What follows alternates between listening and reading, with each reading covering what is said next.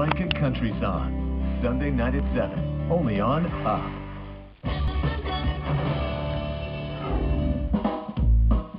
After watching the boys play video games for 5 out of the 7 hours I had been there, of course, the older boy started fighting. But this time Dad was watching too. You didn't push him? Did you push him? He threw him. Come on, let's go. Go to the corner. Let's go. I'm tired of your attitude. James has a very big problem with lying. He lies to cover up a lie that is a lie. No, you got yourself in trouble. Don't blame somebody for your mistakes. I watched you push him. I want to with all my heart trust him, but his past record is not good. I saw you do it. I don't know why I lie, I just do. So, Mum and Dad were telling me that sometimes when they ask you things, you don't always tell the truth. Why is that? I just don't think right. I really don't think right. That's what Mum and Dad say about you, don't they? What do you think? They're right. I don't really think right. It was sad to hear James say that he doesn't think right, which proves that parents have really got to be careful with labelling their kids because it can damage their self-esteem. Junior, that's disgusting and rude. That's not your plate. Are you going to use that fork? Don't do that. Shut up and eat. He's gotten louder and louder and louder every year. But you didn't know I was eating. You didn't know I was eating, right? No, I didn't. I was sitting right where? I haven't sat down yet. And I think I'm a little hard of hearing now. You going to use that fork?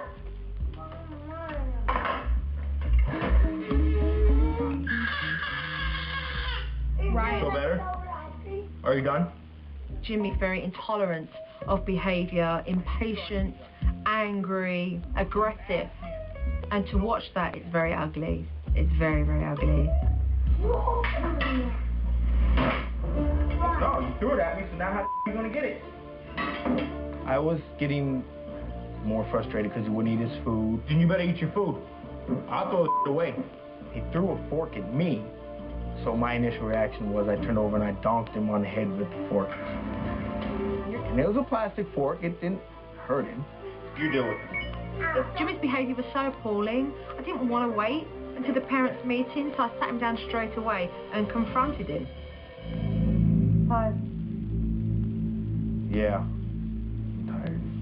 Tonight was terrible for you. Yeah. I didn't like tonight at all. Because? They just don't listen. You know what I mean? I feel like I'm not succeeding at what I'm trying at, and I don't like that. How important is it for you that you have a relationship with your boys? It's very important because when I grew up, I was never given the chance to know my father until I was 14. Do you want to be and do all the things with your boys that your dad never did with you?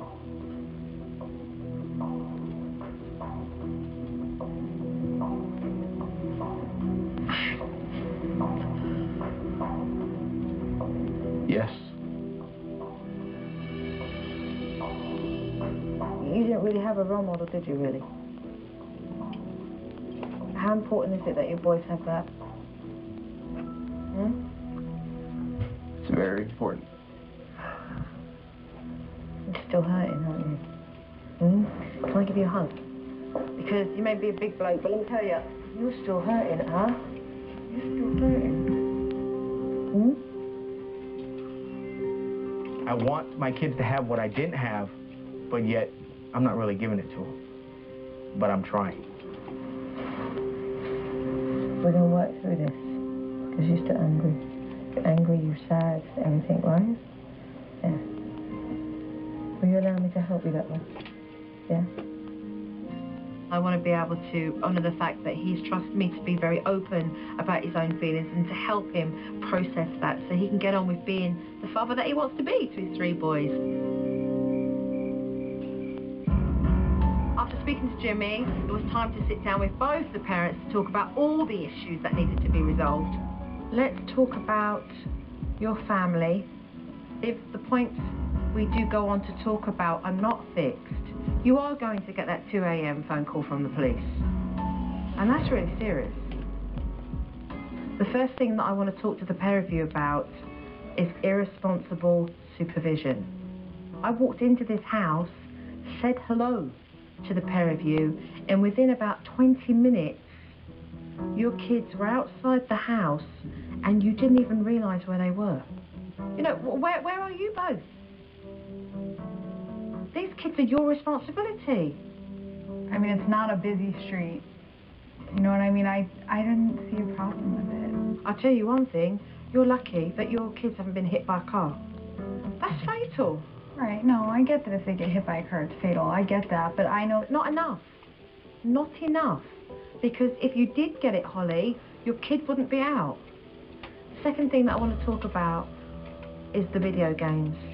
Who is responsible here for allowing the kids to play the adult video games that they're playing?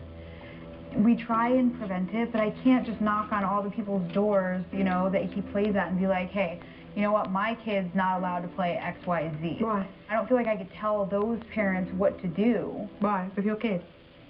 I don't feel With like your I kid? could say. With your Yeah. kid? The video games that he's playing are violent. They use strong language. We've got then the boys coming back and mimicking that behaviour, pointing guns everywhere.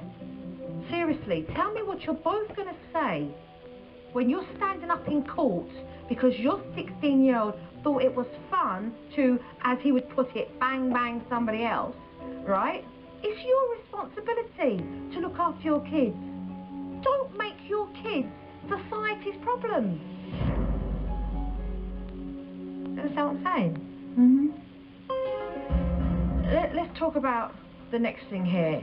The hitting, the punching. It's got to stop.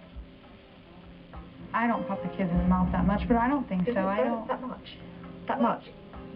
So because you gave birth to your own kids, you think that you're warranted to be able to do that. That's okay for you to pop your kids in the mouth and treat them that way from their own parents, and then you wonder why they end up hitting other kids in the mouth.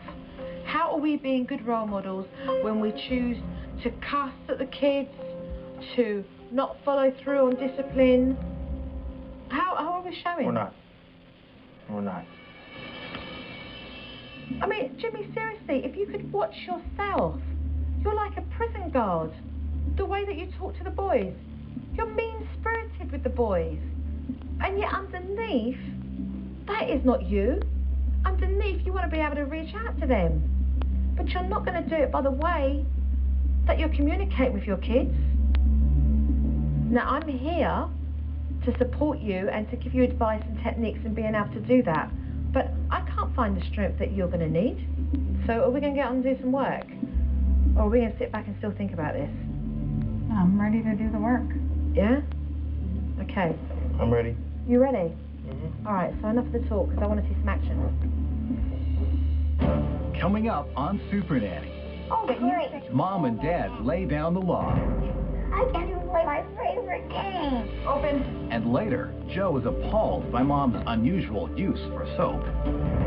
When SuperNanny returns.